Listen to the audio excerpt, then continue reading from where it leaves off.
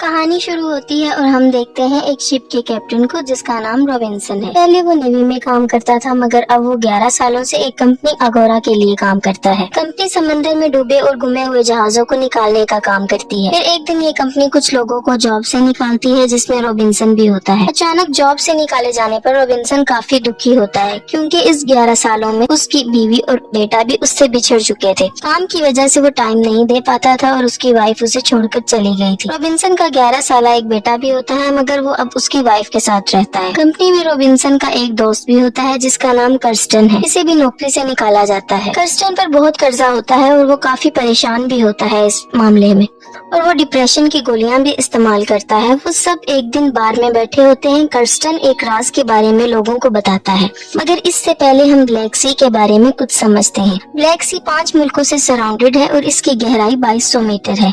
Kirsten इन्हें इस तलाश के बारे में बताता है जो अगोरा ने ब्लैक सी में की थी। 1941 में हिटलर की फौज नाअजीज मुकम्मल तौर पर तबाह हो चुकी थी। इस वक्त रूस जंग की लपेट में नहीं आया था मगर रूस को डर था कि कहीं जर्मनी रूस पर हमला न कर दे और इस बात का फायदा उठाते हुए हिटलर ने रूस से कर्जा मांग लिया 2 टन सोना। इसकी कीमत का अंदाजा खुद लगा लें। हिटलर ने रूस से एक बोट ली और इसमें सोना भरा मगर वो जहाज हिटलर तक नहीं पहुंचा। रास्ते में ही कहीं डूब गया या डुबाया गया। इस पर हिटलर ने रूस पर हमला कर दिया। इस 4 साला जंग में लाखों लोग मारे गए। इसके बाद एक ओशियानिक रिसर्चेस इंस्टीट्यूट ने एक यू बोट ढूंढ ली और दावा किया कि ये वही बोट है जिसमें स्टेलन ने सोना रखा था। अपनी इसी इंफॉर्मेशन को वो जॉर्जिया सरकार के पास ले गए और इन्हें इस यू बोट की लोकेशन दी। जॉर्जिया सरकार इस यू बोट को निकालने के लिए मान गए और 1 महीने बाद रूस और जॉर्जिया के दरमियान लड़ाई शुरू हो गई और सारी हदें पार होती चली गई।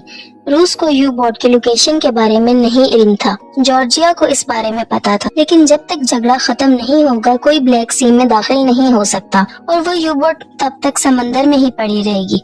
जब रॉबिन्सन को इस बात का पता चला तो वो एक अमीर आदमी से इस बात के बारे में डिस्कस करता है क्योंकि इस तलाश में काफी पैसे लगने वाले थे और इनको पैसों की सख्त जरूरत होती। वो शख्स जिसका नाम लेविस होता है वो इसकी तलाश में इन्वेस्ट करने को तैयार होता है मगर वो सारे सोने का 40% लेना चाहता है। रॉबिन्सन राजी हो जाता है और इसका दोस्त कर्स्टन डिप्रेशन की वजह से सुसाइड कर लेता है। रॉबिन्सन को इस तलाश में पैसा लगाने वाला मिल जाता है। पहले वो एक सबमरीन खरीदता है जो पुराना होता है मगर इसे खरीद लेता है। रॉबिन्सन के साथ एक रशियन दोस्त होता है जिसका नाम ब्लैकी होता है। वो दोनों प्लान बनाते हैं और इस तलाश के लिए वो 12 लोगों का ग्रुप बनाते हैं जिसमें आधे रूसी और आधे अंग्रेज होते हैं। रॉबिन्सन ग्रुप में रूसी लोगों को इसलिए लेता है कि जो सबमरीन वो लेते हैं वो रशियन है और ब्लैक सी पर रशियन का ही कब्जा है तो रशियन अपने आदमियों से बचने में मददगार साबित होंगे और इस सबमरीन को चलाने के लिए कम से कम 12 लोगों की जरूरत पड़ती है। रशियन टीम में कुछ सिलेक्टेड लोगों को लेते हैं जो इस काम में काफी माहिर होते हैं। सोने की हिफाजत, इंजन की और कुकिंग के लिए कुछ लोगों को रखा जाता है। गोताखोरी के लिए उन्हें एक माहिर आदमी चाहिए होता है और वो एक पागल आदमी को रखते हैं जो कि गोताखोरी में बहुत माहिर होता है जिसका नाम फ्रीजर है। टीम मुकम्मल होने और सबमरीन को लेने के बाद वो लोग समंदर की तरफ रवाना हो जाते हैं। जब रॉबिन्सन आखिरी दफा नीले आसमान की तरफ देखता है और सबमरीन का दरवाजा बंद करके इसे समंदर में ले जाते हैं, ग्रुप का हर एक आदमी अपनी पोस्ट संभाल लेता है और सोने की तलाश में निकल जाते हैं। अभी तक सब कुछ ठीक होता है। फिर कैप्टन सबको इकट्ठा करता है और इस बारे में सबको बताता है। वो सोने की बात करता है कि हर एक को बराबर का हिस्सा मिलेगा जो बाकी का 60% है उसमें से, क्योंकि 40% उस शख्स का है जिसने इन्वेस्ट किया है। अब डैनियल उस शख्स का असिस्टेंट होता है जिसने इन्वेस्ट किया होता है तो डैनियल कैप्टन रॉबिन्सन को कहता है कि तुम्हें ऐसा नहीं कहना चाहिए क्योंकि अगर यहाँ पर किसी शख्स के दिल में लालच आ गई तो वो किसी दूसरे को मार सकता है क्योंकि इससे सबका हिस्सा बढ़ जाएगा और कैप्टन को ऐसा कहना ही नहीं चाहिए था। इस सबमरीन में सब लोग प्रोफेशनल थे और इसी खतरनाक तलाश के बाद जब वो यू बोट की लोकेशन के नजदीक पहुंचते हैं तो उसी वक्त एक रशियन डिस्ट्रॉयर शिप इनके करीब से गुजरता है और वो अपना इंजन बंद कर देते हैं और बच जाते हैं। अब वो लोग प्लान बनाते हैं कि सोने के साथ वो ड्राइव शार्क को भी ले आएंगे जो इनके सबमरीन पर धमाके से डिस्ट्रॉय हो गया था। अब इस ड्राइव शार्क की मदद से वो फिर से सबमरीन को स्टार्ट करेंगे और यहाँ से निकल जाएंगे। अब वो 2-3 मीटर के फासले पर बाहर जाते हैं। वहाँ पर वो यू बोट को ढूंढ लेते हैं। वो यू बोट जिसमें 2 टन सोना था वो इसके अंदर जाते हैं और ड्राइव शार्क को भी पा लेते हैं। जो ट्रॉली वो अपने साथ लाए थे वो ज्यादा वजन नहीं ले जा सकती मतलब वो सिर्फ ड्राइव शार्क के लिए ही आए थे। मगर फ्रीजर ड्राइव शार्क के साथ इसमें सोना भी भर लेता है, जिससे इस ट्रॉली का वजन काफी बढ़ जाता है और इसे धकेलने में काफी जोर लगता है। वो इस ट्रॉली को वापस सबमरीन के तरफ ले जा रहे होते हैं, मगर रास्ते में एक बड़ा गड्ढा आ जाता है। वहाँ इनसे ट्रॉली बेकाबू हो जाती है और जो भी सोना इसमें था सब गिर जाता है। सिर्फ ड्राइव शार्क ही बचता है। फ्रीजर अब ड्राइव शार्क को लेकर आता है। सोना खो देने की वजह से सब लोग बहुत उदास होते हैं और वो सबमरीन को सतह पर ले जाने की तैयारी करते हैं। मगर यहाँ डैनियल लेविस का असिस्टेंट कैप्टन रॉबिन्सन को एक राज बताता है कि ये सब एक प्लान के तहत किया गया है। कोई अमीर शख्स लेविस है ही नहीं जिसने इसमें इन्वेस्ट किया।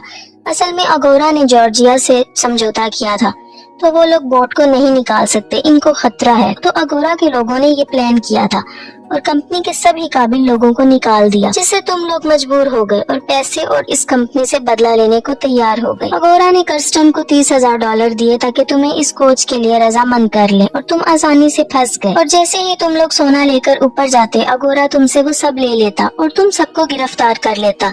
ये सब सुनकर रॉबिन्सन गुस्से से पागल हो जाता है कि कंपनी इतनी जालिम भी हो सकती है। अब जो सोना गिर गया वो तो वापस नहीं आ सकता। इसके अलावा और भी सोना था जिसको वो सबमरीन में लाते हैं, जो 3 टन है।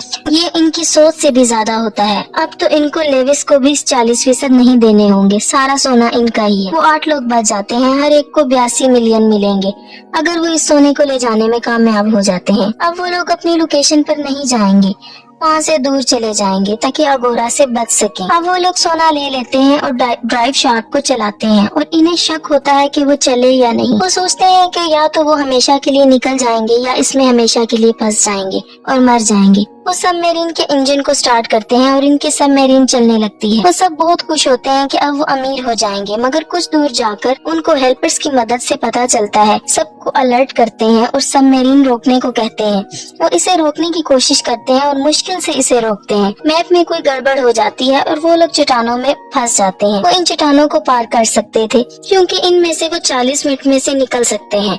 अब वो हेल्पर्स को बिठाते हैं और इसे चट्टानों से निकालने की कोशिश करते हैं। फिर अचानक किसी प्रॉब्लम की वजह से सबमरीन में ब्लास्ट होता है और सबमरीन समंदर में जा गिरती है और इसमें होल हो जाते हैं, जिससे इसमें पानी भरने लगता है।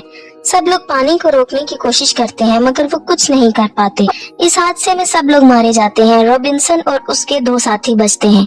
रॉबिन्सन अपने साथियों को निकाल देता है मगर खुद नहीं बच पाता, क्योंकि इन दोनों को बचाने के लिए पीछे किसी एक का होना लाजमी होता है सबमरीन को कंट्रोल करने के लिए, और वो इसी समंदर में सबमरीन के साथ हमेशा हमेशा के लिए रह जाता है। ब्लैक सी की कहानी कैसी लगी जरूर बताइए।